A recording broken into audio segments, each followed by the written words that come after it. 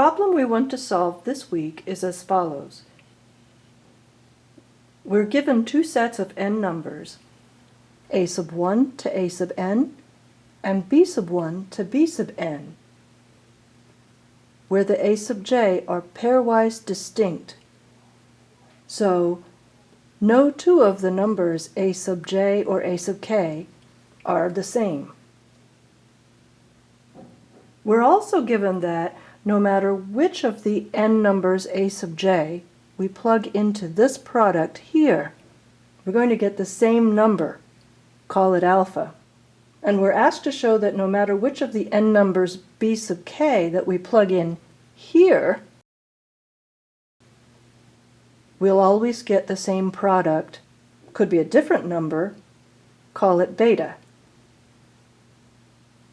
Before we solve this problem, let's review the unique factorization theorem.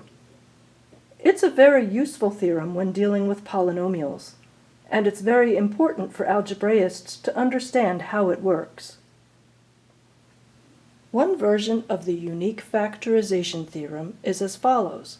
We take any non-zero polynomial f of degree n with complex coefficients. Then there exists a collection of complex numbers, r1 to rn, and a constant c, so that f factors as a product of terms in this way.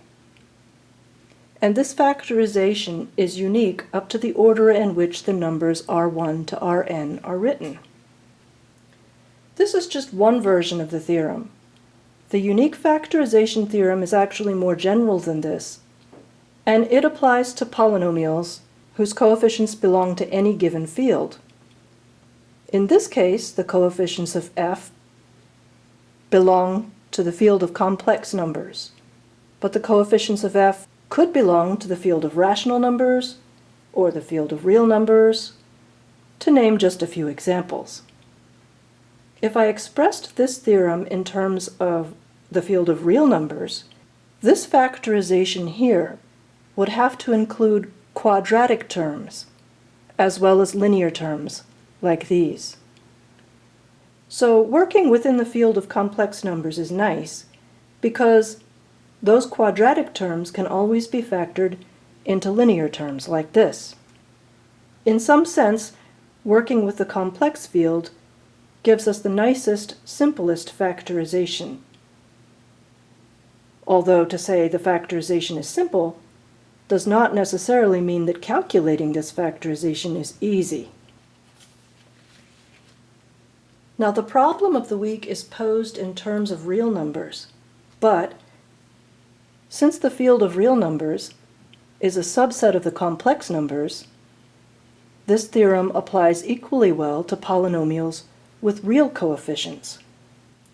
Also note that these numbers r1 to rn are just the roots of f. So if we plug r sub k into f, we just get 0 for each r sub k.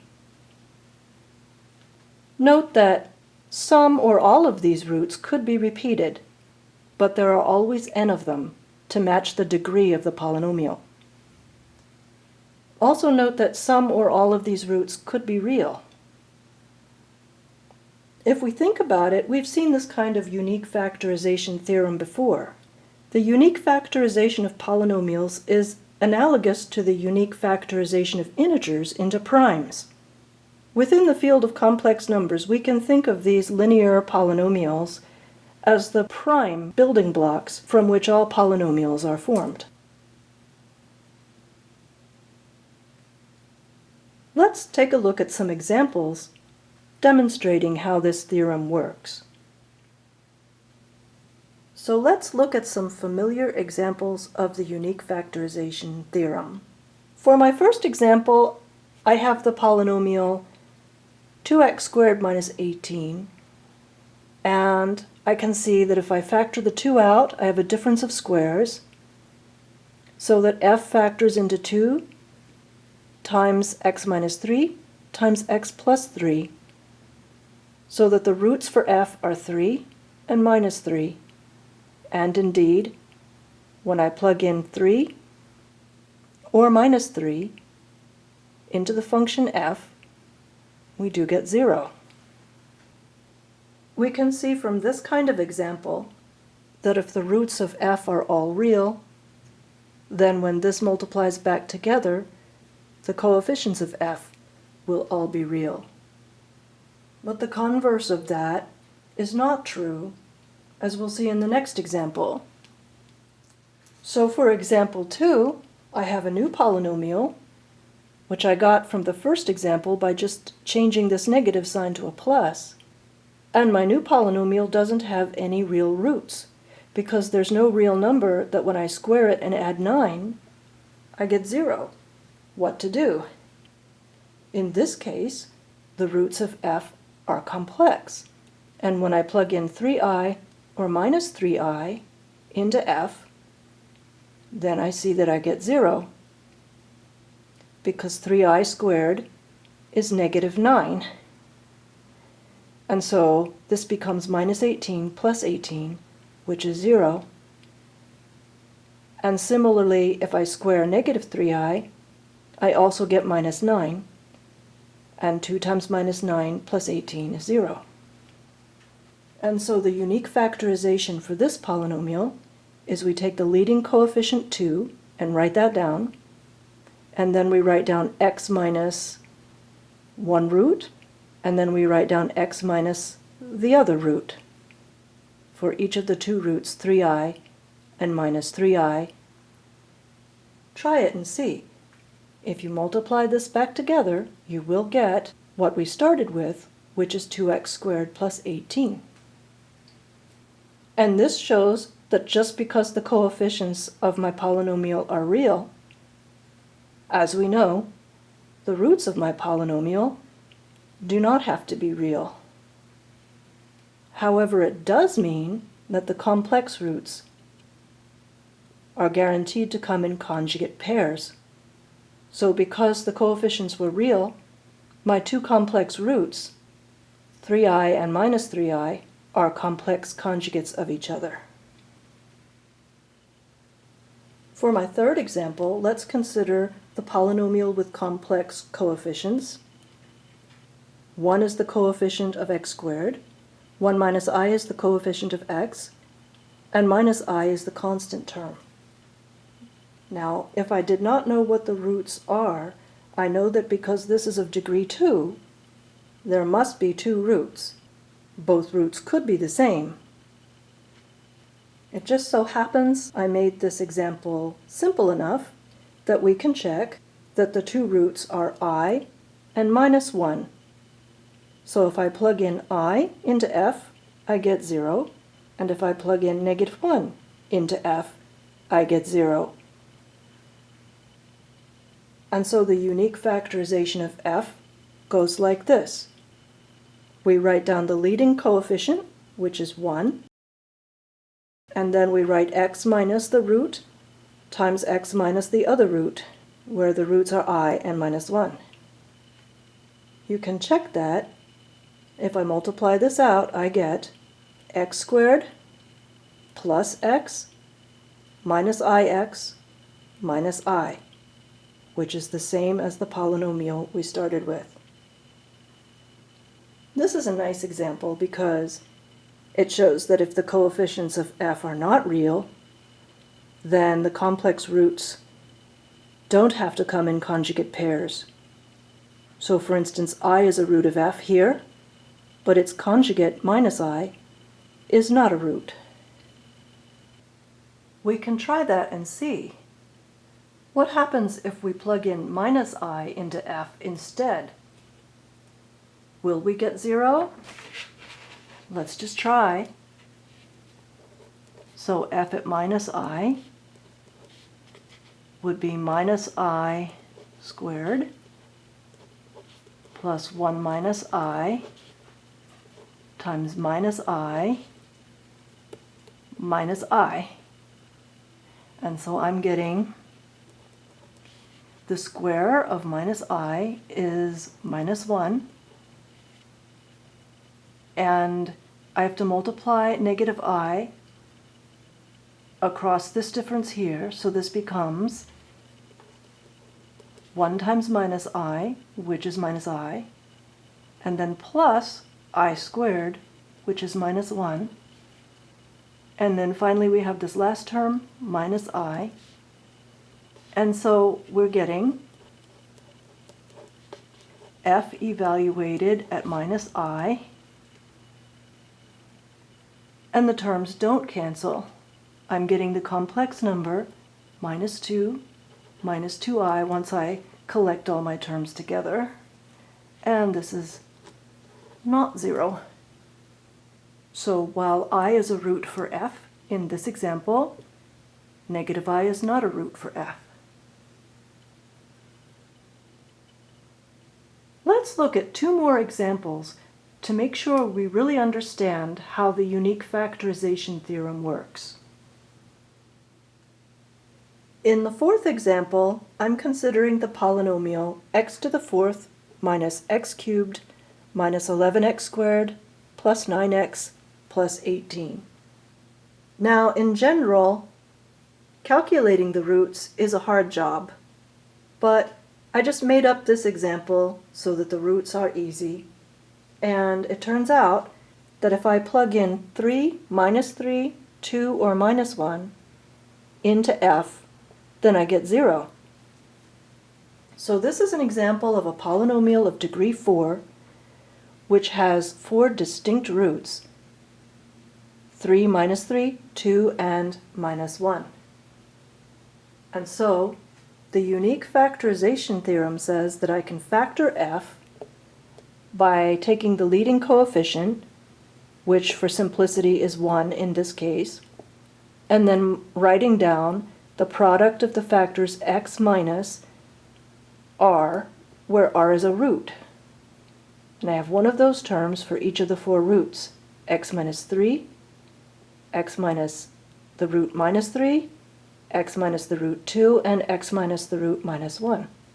Simplifying this algebra, we have that the polynomial can be written as x minus 3 times x plus 3 times x minus 2 times x plus 1. And we can check that this is indeed a correct factorization because we could multiply these polynomials back together and we will get the original polynomial, like this. So one way to check my work is to multiply these 2 polynomials together, which is a difference of squares, x squared minus 9, and these last 2 polynomials together multiply out to x squared minus x minus 2, and now multiply these 2 together, which I've shown step by step here. So x squared times this polynomial is x to the 4th minus x cubed minus 2x squared, and then minus 9 times this polynomial, which is minus 9x squared plus 9x plus 18, and then adding all those terms together, I do get back my original polynomial, which is x to the 4th minus x cubed minus 11x squared plus 9x plus 18. So this factorization for f is correct. And also, this factorization is unique. So if your colleague factored this polynomial into linear terms, then your colleague would get exactly the same 4 factors, maybe not in the same order, but your colleague's list of factors would contain 4 factors, and it would include the factor x minus 3, x plus 3, x minus 2, and the factor x plus 1. There's no other way to factor this polynomial into a product of linear terms where the leading coefficient is 1 in each case. And that's the uniqueness part of the factorization theorem. Now, the problem of the week doesn't really rely on the uniqueness part of the factorization theorem. To solve the problem of the week, we just need to know that the factorization exists and how to get it. But depending on the kind of problem you're trying to solve, you might need to use the uniqueness of the factorization as well. And let's look at one final example before I show how to use this factorization technique to solve the problem of the week. For the fifth example, let's consider the polynomial x to the fourth minus 7x cubed plus 13x squared plus 3x minus 18. And this polynomial has three distinct roots: 3, 2, and minus 1. When I plug 3, 2, or minus 1 into f, I get 0. It has no other roots. There is no other number, real or complex, that we can plug into f to get 0. So we have a polynomial with real coefficients of degree 4 with only three distinct roots: 3, 2, and minus 1. Since f is a polynomial of degree 4, it means it must have 4 roots. Since it has only three distinct roots, that means one of these roots must be a multiple root. One of these roots must be repeated. But without knowing which one, we don't know how to factor f. Let me show you what I mean. So in this case, it turns out that 3 is a multiple root. The factor x minus 3 occurs twice in the factorization of f. You can check my work and see. Multiply this out, so multiply x minus 3 times x minus 3 times x minus 2 times x plus 1, and you will get the original polynomial, x to the fourth minus 7x cubed plus 13x squared plus 3x minus 18. But if you count the factor x minus 2 twice, this will not multiply out to the original polynomial f. You get this polynomial instead, which is not the same as f. Or, if you count the factor x plus 1 twice, you get this polynomial, which is not the same as the original polynomial f. So what this is saying is that in order to factor f, it is not enough to just know what the roots are. It is important that we know not only the roots, but we must also know the multiplicity of each root. We must know how many times each root is repeated in order to be able to get the correct factorization for our polynomial. Now that we understand how to factor polynomials, we're ready to solve the problem of the week. This problem looks pretty abstract, so for discussion purposes, how about we look at the special case when n equals 3? So we'll just give ourselves a list of three numbers, a sub 1, a sub 2, and a sub 3, and three numbers, b sub 1, b sub 2, and b sub 3. Just to make sure it's clear what the problem is asking, and to get an idea how to solve it in general.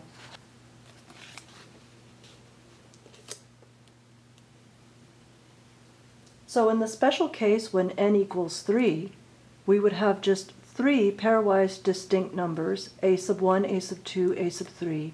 So no two of these numbers are the same, and we would be given three additional numbers, b sub 1, b sub 2, and b sub 3. And we're also given a product of three sums. The second term in each sum is b sub 1, b sub 2, etc., up to b sub 3, and that the first term in the sum is going to be either a sub 1 or a sub 2 or a sub 3, and that no matter which one of these a sub k I put in, the product of these sums is going to come out to be the same number. We're calling it alpha.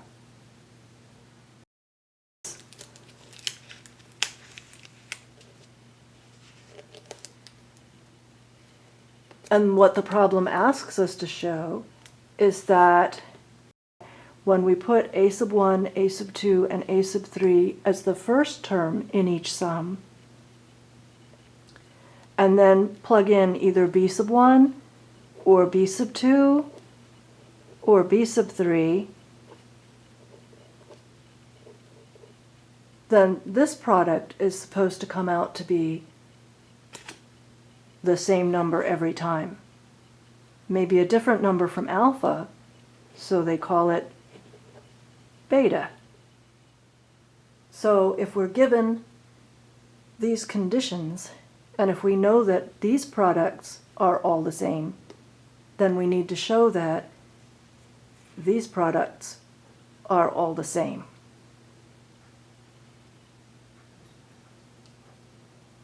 Well, when I'm looking at these products and I'm seeing that basically they're all the same, and I'm just varying the first term in each of these three sums, and that first term is the same, then this can be thought of as a variable. We could call it x. And in place of x, we're substituting either a sub 1 or a sub 2 or a sub 3. So we could rewrite this problem as follows. So this problem can be rephrased as follows. We have x plus b1, x plus b2, and x plus b3, like this, and when we replace x with a1 or a2 or a3, we get alpha, so this product equals alpha when x is one of the values a1, a2, or a3. So we have a polynomial, and if we subtract alpha from both sides, then the resulting polynomial will equal 0 whenever you plug in a1, a2, or a3 for x. Because when I plug in a1, a2, or a3 for x here, this will be alpha, and alpha minus alpha will be 0. So I'm going to call this polynomial f, and I see that when I plug a1 or a2 or a3 into f, we get 0. And because these numbers a sub I and b sub I are all real, this product alpha will be real, and because these numbers b sub I are real, and because alpha is real, we have a polynomial f. When this is all multiplied out, all of its coefficients will be real, and so we know that f is a polynomial with real coefficients. It is of degree 3 when we multiply this out, and it has 3 distinct roots, a1, a2, and a3, because we were given that the ak were pairwise distinct. And so we know that no two of these numbers are the same. And the unique factorization theorem says that since I know the 3 distinct roots of this polynomial with real coefficients of degree 3, this polynomial can be factored in terms of those 3 distinct roots: x minus a sub 1, x minus a sub 2, and x minus a sub 3. You notice how it was important that we were given that these numbers are pairwise distinct. Because in example 5, we knew that if we had a repeated root, then we would not know what the factorization was. But because all of these roots are different, we do know the factorization for f. And what are we being asked to show? So we're being asked to show that no matter how I do this product, I'm coming out with the same number, call it beta. And in each of these products, we have the same leading terms, a1, a2, and a3. and it's the second term in the sum that is varying. It's either B1 or B2 or B3. So just like before, we could express this thought like a polynomial, where we're plugging in B1 or B2 or B3 into that polynomial like this. And I gave this polynomial a name. I just decided to call it G. So G is going to be A1 plus X times A2 plus X times A3 plus X. And the problem is asking us if we plug in B1 here into G, or if we plug in B2, or if we plug in B3 for X, will we always get the same number? Are they all equal? And maybe we can find out what they are equal to. Well, this is very nice because the factorization for G looks very similar to the factorization for F. The only difference here is that we're subtracting and here we're adding, so that's a little inconvenient. But we could introduce some subtraction into these terms here if we would replace x everywhere with a negative x instead, like this.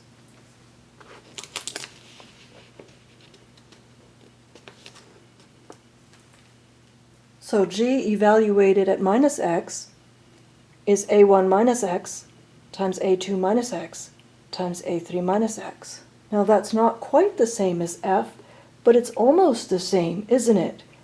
If we would just factor out a negative from each one of these three terms, we would recover my polynomial F. And we know what happens to F when we plug in B sub j. So we're getting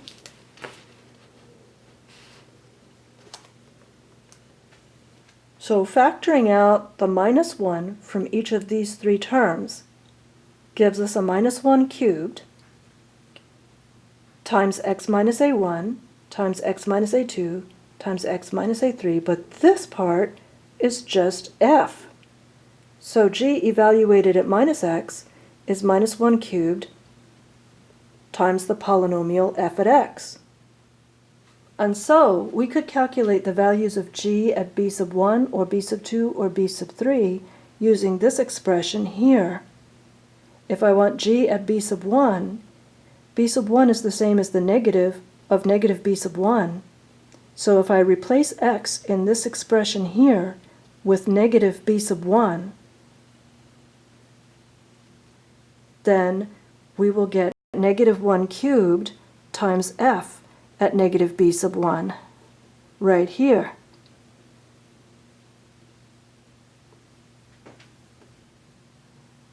But what is f evaluated at negative b sub 1? Here's f, and when I put in negative b sub 1 into f, this product will be 0, and so the answer will be 0 minus alpha. So f at minus b sub 1 is negative alpha, and the conclusion is that G of b sub 1 is equal to alpha, because negative 1 cubed is negative 1, and a negative of a negative is plus, so this is just alpha. And we can use the same trick for b sub 2 and b sub 3. In either case, we get alpha. And so yes, this product comes out the same no matter whether I put b sub 1 for x or b sub 2 or b sub 3. I come up with the same number. In this case, I'm getting alpha.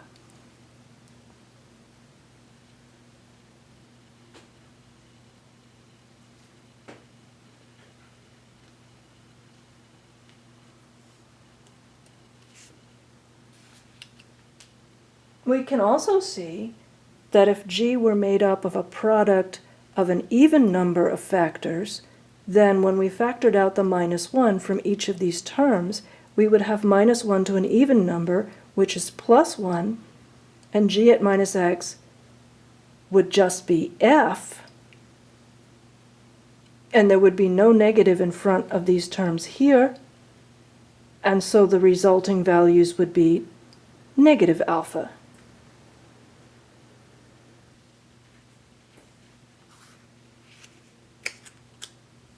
So the beta that we seek is either going to all be alphas or it's going to be all negative alphas, depending on whether we have an even or an odd number of terms in this product. And now that we see how it works when n is equal to 3, we can follow these same steps to solve the problem for a general value of n. So, for any fixed positive integer n, the problem and the solution looks like this. So if we fix a positive integer where n is 1 or 2 or 3 and so on, then the general n case looks like this.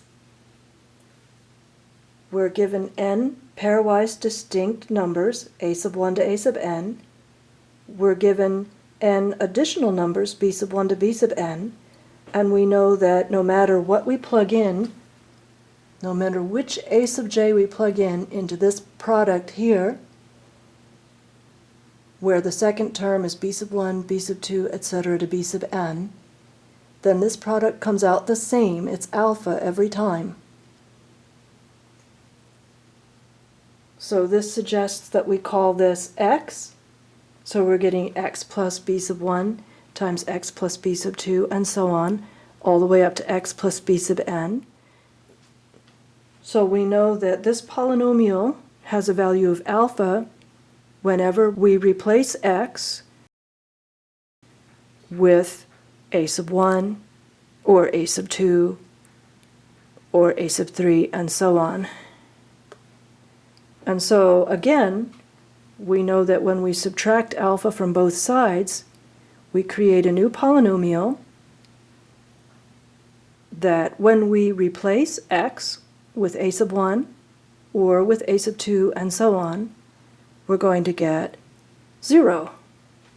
And because all of these numbers, a sub 1 to a sub n and b sub 1 to b sub n, are real, then alpha is real, and the coefficients of the powers of x are all real. So we have a polynomial f with real coefficients.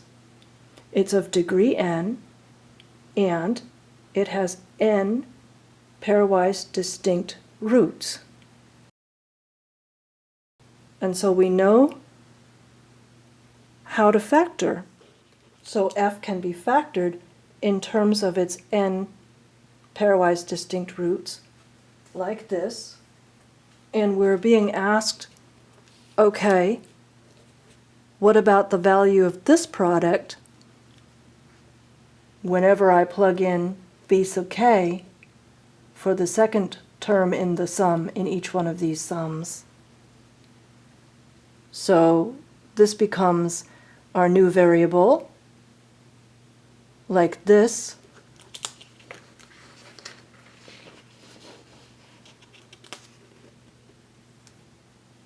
So a1 plus x times a2 plus x and so on, times the last term, a sub n plus x.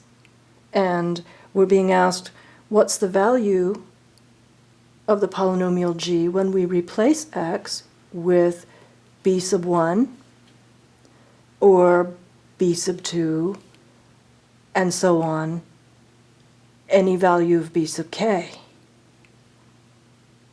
And again, g looks very similar to the factorization for f. We do the same trick as before and replace the x with a negative x, like this. So when we replace the x with a negative x in g, this becomes a1 minus x times a sub 2 minus x and so on, times the last term a sub n minus x, We can then factor -1 out of each of these n terms, so that becomes -1 raised to the n, and the product that remains is x minus a sub 1 times x minus a sub 2 times, and so on, times the last term, which is x minus a sub n. But this part is just the same as the function f. So g evaluated at minus x is the same as -1 to the n times the polynomial f. So now we can compute the desired value of g evaluated at b sub k by replacing x in this expression with -b sub k. And when we put a -b sub k in for f, this product will come out 0 like before, and so the answer will be 0 minus alpha, like this. So when we replace x in this expression with -b sub j, we'll get the desired value for g at b sub j, but replacing x with -b sub j here gives us -1 to the n times f evaluated at -b sub j, but f evaluated at -b sub 1 or -b sub 2 or and so on, any -b sub j will make this product 0, and so plugging in -b sub j for f will give us 0 minus alpha. So f evaluated at -b sub j is equal to negative alpha. So g evaluated at b sub j is -1 to the n times negative alpha. And we can simplify this algebra a little bit, because -1 to the n times -1 is -1 to the n plus 1. And so g evaluated at b sub j is equal to -1 raised to the n plus 1 times alpha for any j from 1 to n. So if we substitute in b sub 1 for x, or b sub 2, or any b sub k value we want to plug in for x, this product is coming out to the same number every time. It's coming out to this number, -1 to the n plus 1 times alpha. Notice in the case when n was equal to 3, 3 plus 1 is 4, so this would be -1 to the 4, which is positive, and the answer for g evaluated at b sub k, or b sub j, was alpha. So g evaluated at b sub j is alpha if n is odd, like 1, 3, 5, 7, and so on. But if n is even, then n plus 1 will be odd, and -1 to an odd number will be a negative value, and so the result will be negative alpha if the number of terms in my product is an even number. And the answer will be alpha if the number of terms in my product is odd. And the problem is solved.